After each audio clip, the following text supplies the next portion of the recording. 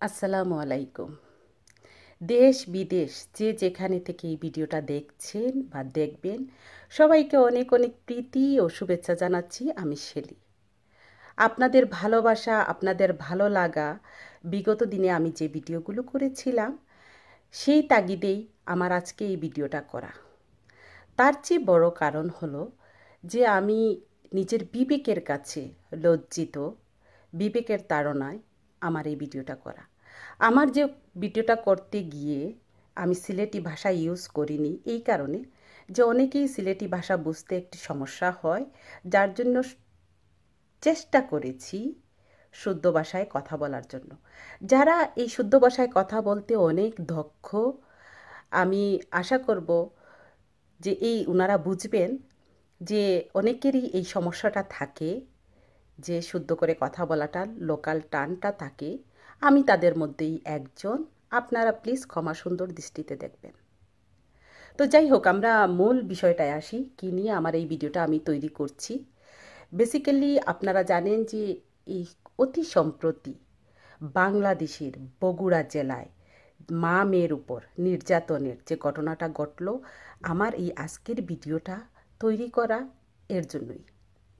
অতি সাধারণ আমাদের দেশের নিম্ন আয়ের লোকের সংখ্যাটা অনেক বেশি।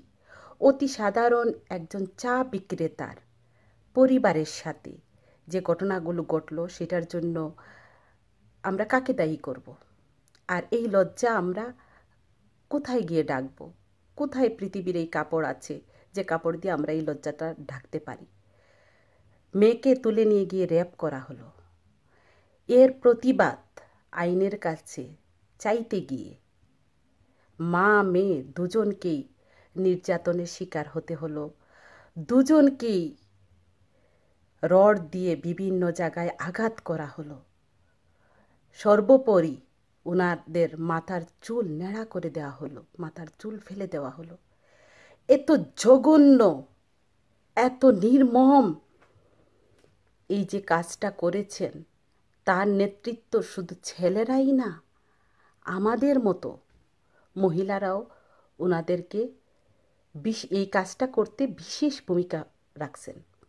তার মধ্যে অন্যতম তুফান সরকারের পরিবার, তুফান সরকারের স্ত্রী আয়েশা খাতুন, পৌরসভার যাকে তৈরি করা হয়েছে, যাকে নির্বাচিত করা হয়েছিল কাউন্সিলর হিসাবে, সেই নারী, সেই মহিলা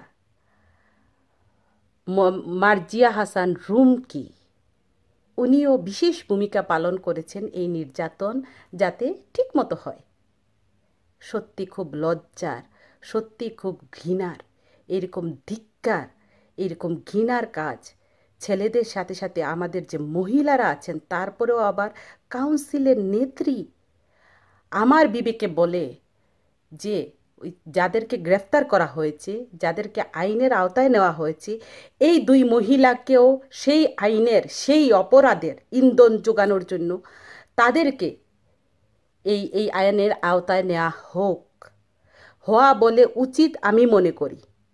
কারণ ওনারা যদি এদেরকে মদত না করতেন, ওনারা যদি কথা না বলতেন, হয়তোবা এই মা মেয়ের এই অবস্থাটা হতো না।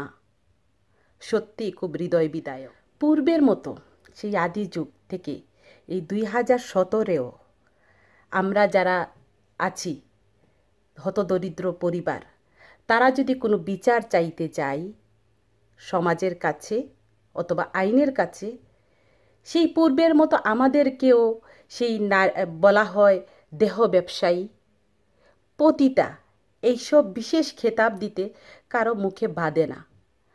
এই যে একদল নষ্টা নারী পুরুষের যে কাজটা করলেন ওনারা, এদের মতো ধিক্কারজনক কাজ IMN জাহিলিয়াতের যুগকেও হার মানিয়েছে।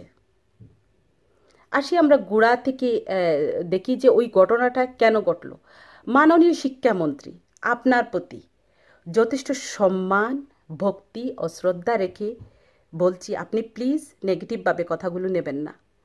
যে দেশের মানুষ দোবেলা দোমোটো ভাত শান্তিতে খেতে পারে না, সেই দেশের সেই সব পরিবারের ছেলেমেয়েরা কিভাবে স্কুল, কলেজ, ইউনিভার্সিটিতে ভর্তি হওয়ার জন্য অনলাইনে অ্যাপ্লাই করবে? কজনে আমাদের দেশে কজন মানুষের আছে Android phone, iPhone, laptop, desktop? কয়জনের ওয়াইফাই আছে? অনেক কষ্ট করে ধার কর্জ করে লাইব্রেরিতে কাজ করে তারা পড়াশোনা করে, যাদের পড়াশোনা করার ইচ্ছা আছে, কিন্তু পড়াশোনা করে ভালো রেজাল্ট করে শেষ পর্যন্ত কি হয়? এই বিভিন্ন সিস্টেমের কারণে তারা ভর্তি হতে পারে না। মাননীয় শিক্ষামন্ত্রী, আপনাকে বলছি, আপনি কি খোঁজ নিয়েছেন কত হাজার হাজার পরিবার এবং তাদের ছেলে মেয়ে কলেজে ভর্তি হতে পারেনি শুধু এই শিক্ষা ব্যবস্থার জন্য? তো সেই ক্ষেত্রে আমি জানি আপনি অনেক দক্ষতা দিয়ে, অনেক জ্ঞান দিয়ে আপনি আমাদের শিক্ষা ব্যবস্থা উন্নয়ন করার চেষ্টা করেছেন, অনেক হয়েছেও। তারপরেও এই সিস্টেমটা কিন্তু কতটুকু গ্রহণযোগ্য হয়েছে যারা ভুক্তভোগী আছেন তারাই বলতে পারবেন। আজ যদি এই সিস্টেমটা চালু না হইতো, হয়তোবা আজকে বগুড়ার এই ঘটনা ঘটতো না। এই ঘটনার মূল ঘটেছে শুধু ওই মেয়েটা কলেজে ভর্তি হওয়ার জন্য। ও যদি কলেজে ভর্তি হতে পারতো, তাহলে কিন্তু আজকে এই এত বড় বিভিন্ন জনের কাছে যাওয়া লাগতো না ওকে, ওর পরিবারকে, আর আজকে এই হৃদয় বিদায়ক ঘটনার সৃষ্টি হতো না। আপনি এর দায়ভার এড়াতে পারবেন না। আপনি স্বরাষ্ট্র মন্ত্রণালয় এই দায়ভার এড়াতে পারবে না। বিগত দিনই হয়েছে, আমরা তনু হত্যা ভুলিনি। তনু একটা পর্দাশীল, একটা মধ্যবিত্ত পরিবারের মেয়ে ছিল, তার সাথে কি হয়ে গিয়েছে জনগণ এখনো তনু হত্যার কষ্টটা ভুলতে পারেনি, আর ভুলতে পারবেও না। এই তনু হত্যার দাগ মুছতে না মুছতে আরেকটা ঘটনা ঘটল। স্বরাষ্ট্র মন্ত্রণালয়, স্বরাষ্ট্রমন্ত্রী আর শিক্ষামন্ত্রী, আপনারা এই দুজন এই দায়ভার থেকে এড়াতে পারবেন না। আপনারা এইটার জন্য দায়বদ্ধ আছেন, অল্প হলে হোক আর বেশি হলে হোক। বিগত দিনে অনেক র্যাপ, অনেক কিডন্যাপ হয়েছে আমাদের মা বোনদের। তো এই ক্ষেত্রে প্রশাসন, মিডিয়া গ্রেফতার করেছে। এই ক্ষেত্রেও সেই একই ঘটনা ঘটেছে, গ্রেফতার করেছে মিডিয়া। আমরা প্রাথমিক অবস্থায় অনেক তোলপাড় করেছি এইসব বিষয় নিয়ে, অনেক কথা বলেছি, অনেক অ্যাকশনে গিয়েছি, কিন্তু কিছুদিন যাওয়ার পর প্রকাশ্য বিচার হওয়ার আগেই কোথায় যেন একটা অদৃশ্য শক্তি সব কিছু স্তব্ধ করে দিয়েছে। কিছুদিন শান্তি, আবার কোনো ঘটনা নাই, আবার কিছুদিন পর আবার সেম ঘটনা ঘটছে, অথবা এর চেয়ে আরও বর্বর ঘটনা ঘটছে। তো ইতিহাস আমাদের এটাই বলে।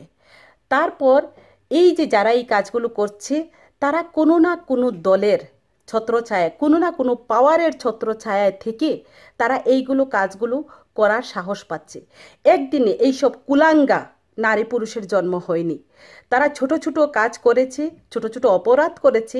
সেই অপরাধগুলোকে আমরা অদৃশ্য শক্তিগুলো মদত দিয়েছে, আর মদত দেওয়ায় তাদের সাহসগুলো বেড়ে গিয়ে এখন চূড়ান্ত পর্যায়ে চলে গেছে। তো আমি কোনো দল করি না, আমি দলের পক্ষ বিপক্ষ, আমার এই কথাগুলো যদি কোনো দলের পক্ষে বা বিপক্ষে যায়, প্লিজ, আমি একটা অতি সাধারণ মানুষ, আমি সবিনয় অনুরোধ করব আপনারা এগুলো কোনো দলের কথা হিসাবে নেবেন না। আমি অতি সাধারণ একটা মানুষ, সাধারণ চিন্তা ভাবনা থেকে এই কথাগুলো বলছি। আপনারা আশা করি যারা দল চালাচ্ছেন তারা ক্ষমা সুন্দর দৃষ্টিতে দেখবেন। আর আমার এই কথাগুলো সত্য কি মিথ্যা, এই যারা ভিউয়ার্স আছেন তারা তো দেখছেন, আপনারা নিজেরাই দেখছেন। এইসব কুলাঙ্গারা আপনাদের সাইনবোর্ড ব্যবহার করছে, আপনাদের সাইনবোর্ড ব্যবহার করে নিজেও ডুবছে, আপনাদেরও ডুবাচ্ছে। আমার কথাগুলো যদি মিথ্যা হয়, আপনারা জাজ করে যে কাণ্ডগুলো ঘটছে সেইগুলোই কিন্তু তার জ্বলন্ত প্রমাণ। যে দেশের প্রধানমন্ত্রী, বিরোধী দলের নেত্রীরা মহিলা, সেই দেশে একটার পর একটা নির্যাতন হয়েই যাচ্ছে। কেন? যে দেশের মানুষরা একজনের সুখে হাসে, একজনের দুঃখে কাঁদে, দেশের কান্তি লগ্নে ঝাঁপিয়ে পড়ে, সেই দেশে কেন মা বোনদের এত অপমান হবে? 1971 সনে এর আগে পাকিস্তানিরা, ভিন্ন দেশ, ভিন্ন জাতি, তারা আমাদের মা বোনের উপর নির্যাতন করেছে। আমরা দেশের জন্য মুখ বুজে সহ্য করে নিয়েছি। সেই ঋণই আমরা শোধ করতে পারিনি। আর আজ স্বাধীনতার এত বছর পর আমাদের ভাই বাতিজা আমাদের মা বোনের উপর এইভাবে নির্যাতন করছে, এইভাবে অপমান করছে। আমরা কোথায় যাব? আমাদের যাওয়ার জায়গা কোথায়? দেশের মানুষ আতঙ্কিত আছে। দেশের সাথে সাথে আমরা যারা প্রবাসী আছি, এই টেনশন নিয়ে রাতে ঘুমাই যে সকালে উঠে শুনতে পাবো কি আমাদের মা বোনেরা তারা সুস্থ আছে, তাদের কোনো নির্যাতন হয়নি, তাদের উপর কোনো প্রেশার আসেনি। তো আমরা এই চিন্তায় সবাই থাকি। আমরা দেশে যারা আছি, আমি জানি অনেকেই এই নীরবে চোখের পানি ফেলছেন, অনেকেই কষ্ট পাচ্ছেন। আমরা কষ্ট পাওয়া জাতি। আমরা একমাত্র বাঙালি, যার জন্য মা বোনেদের আমরা ইজ্জত দিছে আমাদের এই বাঙালির জন্য। আমরা বাসার জন্য নিজের জান উৎসর্গ করেছি, প্রাণ উৎসর্গ করেছি। আমরা সেই কোমলমতি জাতি। এই জাতি, আমি জানি দেশে অনেকেই এটা চাইলেও এইটার প্রতিবাদ করতে পারেন না। কী কারণে পারেন না সেটা আপনারাও ভালো করে জানেন, আমরাও ভালো করে জানি। সেই প্রসঙ্গ নাই বা বললাম। আমরা শুধু এইসব ঘটনা দেখতে চাই না। আজকে আমার হয়েছে, কালকে আপনার হবে, পরশুদিন আরেকজনের হবে। আজকে মাননীয় স্বরাষ্ট্রমন্ত্রীকে আমি বলতে চাই সম্মানের সহিত যে আজকে যদি আপনার মাকে, আপনার বোনকে, আপনার মেয়েকে এইরকম কুলাঙ্গারা নিয়ে রেপ করে, মাথা নেড়া করে, পতিতা নাম দিয়ে যদি ছাড়তো, আপনি কি করতেন? মাননীয় স্বরাষ্ট্রমন্ত্রী, আপনার কাছে ক্ষমতা আছে, আপনার কাছে আইন আদালত সব কিছু আছে। প্লিজ, আমরা সাধারণ জনগণের হয়ে একটু বিবেচনা করেন। শুধু গ্রেফতার হলেই বিচার শেষ হয় না।